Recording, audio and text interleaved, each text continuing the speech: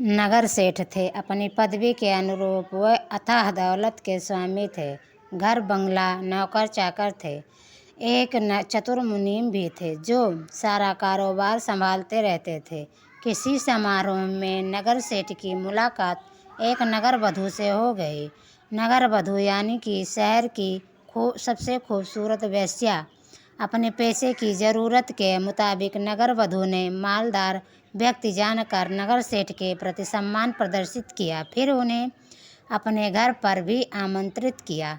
सम्मान से अभिभूत सेठ दूसरे तीसरे दिन नगर वधू के घर जा पहुँचे। नगर वधू ने अतिथि में कोई कमी नहीं छोड़ी, खूब आवभगत की और यकीन दिला दिया कि वह सेठ से बेइंतहा प्रेम करती है। अब नगर सेठ जब तक नगर वधू के ठौर पर नजर आने लगे, सामे अक्सर वही गुजरते लगी। नगर भर में खबर फैल गई। काम धंधे पर असर होने लगा। मुनीम की नज़रें इस पर टेढ़ी होने लगी।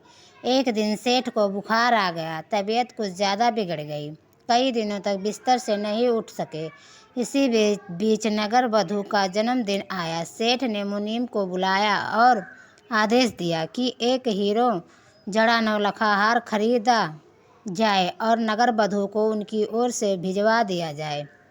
निर्देश हुए कि मुनीम खुद उपहार लेकर जाए। मुनीम तो मुनीम था, खानदानी मुनीम। उसकी निष्ठा से सेठ के प्रति भर नहीं थी, उसके पूरे परिवार और काम धंधे के प्रति भी थी।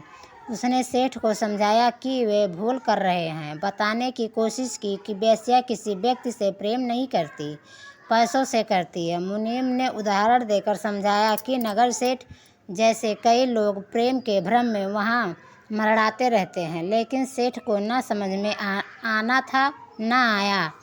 उसको सख्ती से कहा कि मुनीम नगर वधू के पास तोहफा पहुँचा आए। मुनीम क्या करते?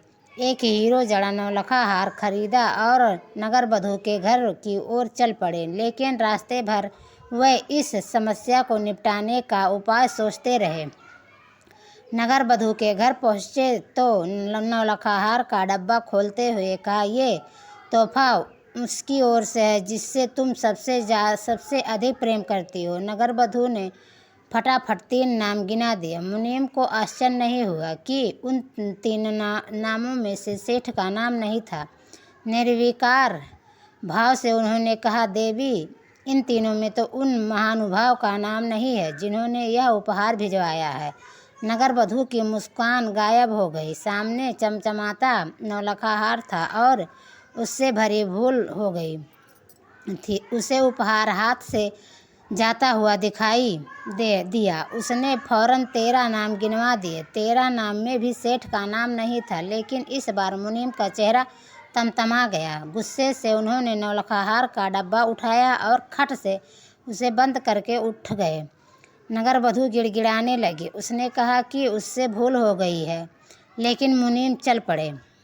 बीमार सेठ सिरहाने से टिके मुनीम के आने की प्रतीक्षा ही कर रहे थे। नगर वधू के उत्तर की प्रतीक्षा कर रहे थे। मुनीम पहुँचे और हार का डब्बा सेठ के सामने पटकते हुए कहा, लो अपना नौलखा हार। न तुम 3 में न 13 में, यूं ही प्रेम का भ्रम पालने बैठे हो। सेठ की आंखें खुल गई थी। इसके बाद वह कभी नगर वधू के दर पर नहीं दिखाई पड़े।